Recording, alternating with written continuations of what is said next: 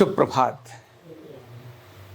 जन्म से अभागा हो या नक्षत्र हो कितने भी विपरीत, लेकिन श्रद्धा और भक्ति ये दोनों व्यक्ति को कहीं से कहीं पहुंचा देती है।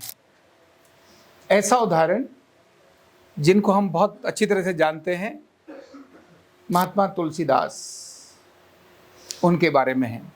अगर उनके बचपन को अगर हमने देखें, जाने और पढ़ें तो हमें बहुत सारी चीज सीखने को मिलती है। एक ऐसा बालक जिसके जन्म होते ही मां की मृत्यु हो जाए और कोई भी ज्योतिषी आकर, बहुत प्रकांड विद्वान जो भविष्य का वक्ता है, जो देखने के बाद ही बता देता है, अरे ये तो बहुत भयंकर है, ऐसा एकदम बता देता है।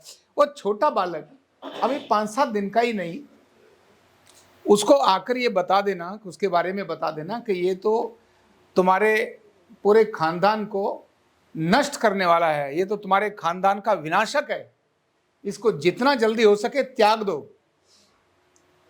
लेकिन पिता का मन नहीं मानता, पर फिर भी ज्योतिषी ने ये बात बोली कि अगर आप जितना जल्दी त्यागोगे उतना अच्छा।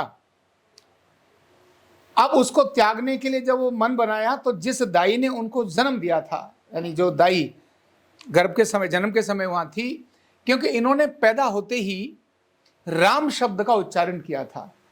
देर से पैदा हुए थे, 12-13 महीने के होने के बाद इनका जन्म हुआ था और दांत इनके जन्म से ही उनके मुंह में थे, तो बड़ा अजीब सा एक दृश्य था। लेकिन राम बोला तो इस दाई के मन में आया कि इस बच्चे को मुझे रखना चाहिए, और दाई ने उस बच्चे को अपने पास रख लिया, पिता ने त्याग दिया। जिस बच्चे को जन्म से ही माता और पिता का साया उठ जाए, कुछ ही समय के बाद उसके पिता, जो आत्माराम दुबे नाम था उनका, उनकी मृत्यु हो गई। जैसे ही उनकी मृत्यु हुई तो दाई के हस्बैंड ने, यानी पति ने बोला, अरे तूने यहां रख लिया है, इसको भगा, देख इसके माता पिता भी मर गए, अब हमने अगर पालना तो हमने भी मर जाएंगे।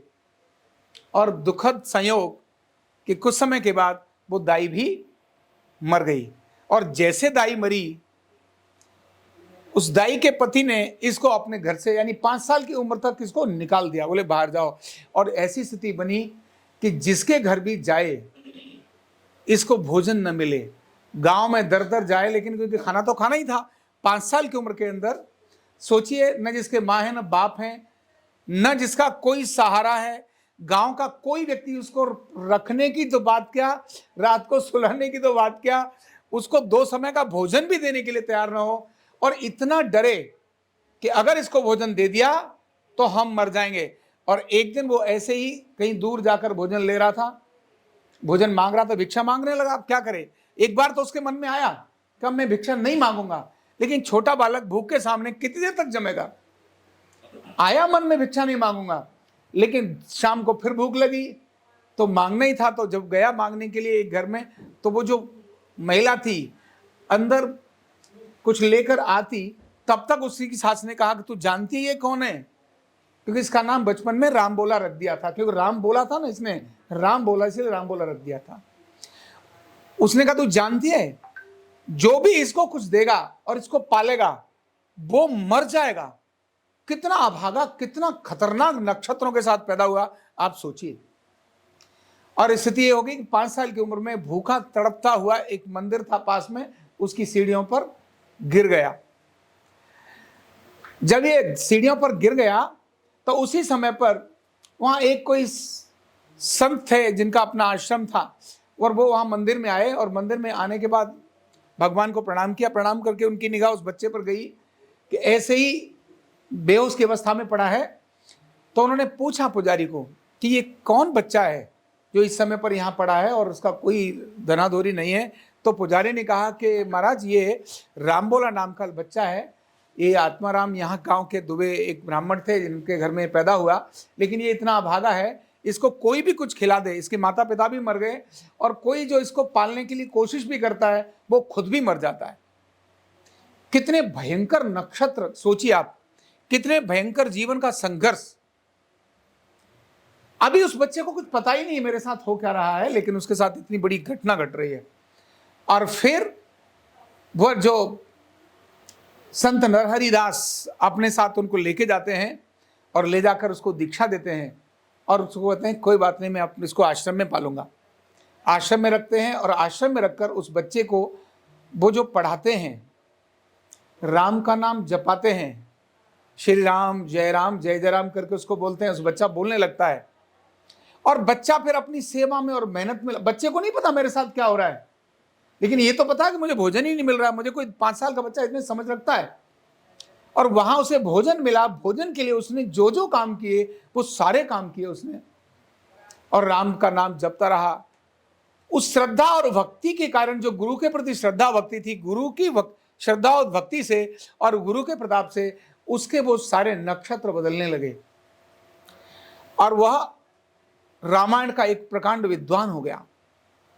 रामायण का प्रकांड विद्वान हो गया। राम के प्रति उसने अपने को समर्पित कर दिया। जब और बड़ा हुआ तो गुरु ने कहा कि तुमको गृहस्थ बसाना चाहिए। बोले नहीं गुरुदेव, पहले ही मुझे लोग खाना नहीं देते थे, गृहस्थ बसा लूंगा तो पता नहीं कौन कैसा रहेगा। लेकिन तो भी उनका विवाह हुआ। गुरु के प्रति श्रद्धा और भक्ति ने उस व्यक्ति के ऐसे नक्षत्रों को बदल दिया। उस सेवा की भावना ने एक ऐसे नक्षत्रों को बदल दिया जिसको सारे ज्योतिषी कहते थे ये अभागा है और ये जहां भी जाएगा वहां तूफान मचा देगा, केवल तहस नहस करेगा। वही व्यक्ति इस दुनिया का एक प्रकांड विद्वान, जिसके रचे हुए एक ग्रंथ को, जिसका नाम है महाकाव्य, क्या नाम है? नहीं, तुलसीकृत रामायण तो नाम बोलते हैं उसको। नाम क्या है उसका? रामचरित्र मानस। रामचरित्र मानस का रचयिता बना। वाल्मीकि जी के रामायण को जानने वाले लोग भारत में, दुनिया में बहुत कम हैं। रामचरित्र मानस को ही सारी दुनिया के अंदर जानने वाले लोग सबसे अधिक हैं। जो कोई भी रामायण पढ़ता है वो तुलसीदास जी के रामायण को नहीं पढ़ता, रामचरित्र मानस को ही गाता है। और रामचरित्र मानस में ही हनुमान जी का वह एक खंड है जिसको हम क्या बोलते हैं? सुंदर कांड। उसी सुंदर कांड का स्मरण करके व्यक्ति अपने को अनेक सारे कष्टों से दूर लेकर जाता है। तो श्रद्धा और भक्ति व्यक्ति को कितने भी बड़े नक्षत्र क्यों ना उसके विपरीत हों, उसके सामने कितनी बड़ी आपदा क्यों ना हो, लेकिन अगर श्रद्धा भक्ति और सेवा उसके मन के अंदर प्रबलता से खड़ी है तो सारे ग्रह बदल जाते हैं, सारे नक्षत्र बदल जाते हैं और जितनी भी नकारात्मक शक्तियां थी वो सब उसको हेल्प करके पोषित करने में लग जाती हैं और वो कहां चला जाता है वो उसको भी पता नहीं रहता। इसलिए श्रद्धा और भक्ति की ताकत बहुत अद्भुत है। यह न केवल तुलसीदास जी के माध्यम से बल्कि अनेक सारे ऐसे महापुरुष जो भी श्रेष्ठ बने हैं इस दुनिया के अंदर, श्रद्धा और भक्ति उनकी पहली ही कड़ी रही है।